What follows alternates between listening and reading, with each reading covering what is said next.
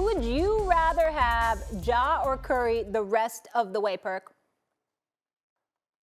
You know what? I'm going with Ja Morant because the Memphis Grizzlies don't move unless Ja Morant be the best version of himself. Steph Curry could struggle, and the Golden State Warriors still could win the game because of the weapons and emergence of Jordan Poole. But when you talk about Ja Morant, you talk about a guy that's unguardable. We're talking about a point guard that led the league in paint points this season. It's no one, and no disrespect to Draymond Green or Gary Payton II. I love both of those guys and what they bring to the table, but they ain't stopping Ja Morant. You cannot stop him from getting to his spots. You can't stop him from getting into the lane. And then on top of that, he knows how to make the right plays. He knows how to make guys around him better. He's going to fill up the stat sheet. He's relentless for us going to the glass. And so the Memphis Grizzlies don't move or can't win unless Ja Morant is the best version of himself. I'm not going to sneeze at that. I'm not going to summarily dismiss that. What I would tell you is that Ja was evidently watching NBA Countdown yesterday because before the game, I was like, he's a key because guess what?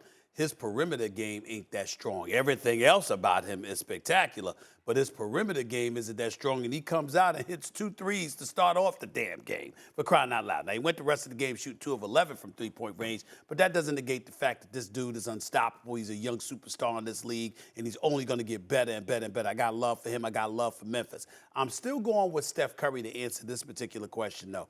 And you know why, Kendrick Perkins?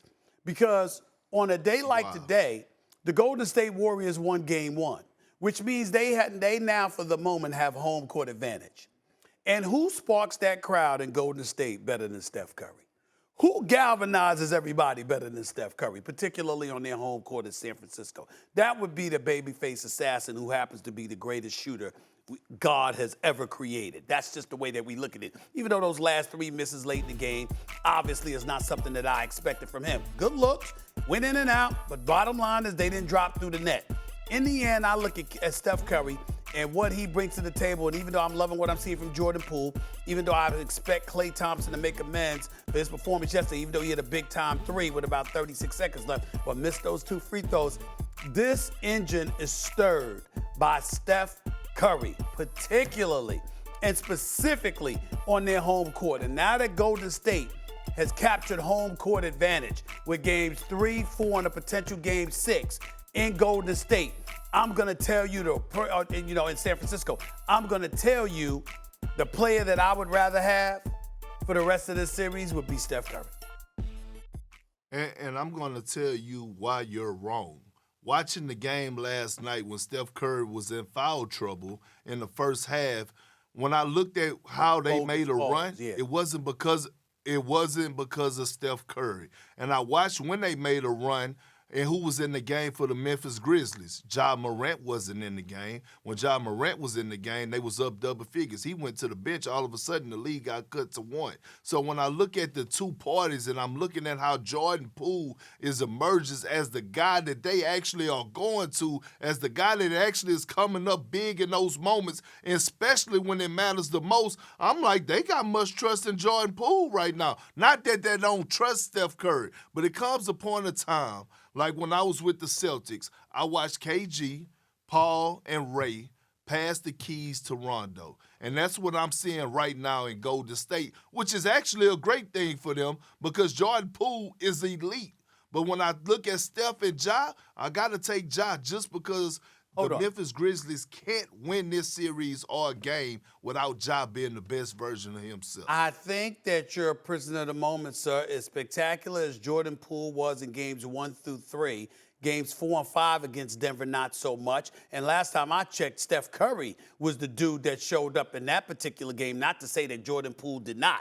But the point is, Steph Curry is Steph Curry. He's a 3-time champion. Let's not forget that. He's the greatest shooter ever. Let's not forget that. And one game, game 1 against Memphis, doesn't dictate that. I expect Jordan Poole to get his. I expect Klay Thompson to get his. But especially when they go back to Golden State, I expect Steph Curry to be that dude, and I'd like to see what happens. And let's not also forget, this kid, Jaren Jackson Jr. I mean, that was another reason Memphis was in this game yesterday afternoon, rather. Jaren Jackson Jr. was spectacular. 6 3-pointers, 33 points for the game. Nobody saw that coming, but that was a big-time performance by him. Well, I tell you what, it's about damn time. They've been waiting on it because he was non-existent in the first series. He didn't help him out of a BB. Look, but this is what I'm saying. It's about Stephen A. It's about you sitting down and you watching the game. And just for the moment that I gave you flowers in the first segment when you was breaking it down detail by detail, you know the game is built on a game of runs. And I'm looking at that first half when I thought Memphis could have took full control of that game and possibly went up by 15 to 20 points. Jordan Poole said, "No, sir, I'm here." Back-to-back three-point shots. Making guys around him better. We missing out on the 8 or 9 assists, the 7 or 8 rebounds. Those are the things that I'm looking at when I'm looking at Jordan Poole. Yeah.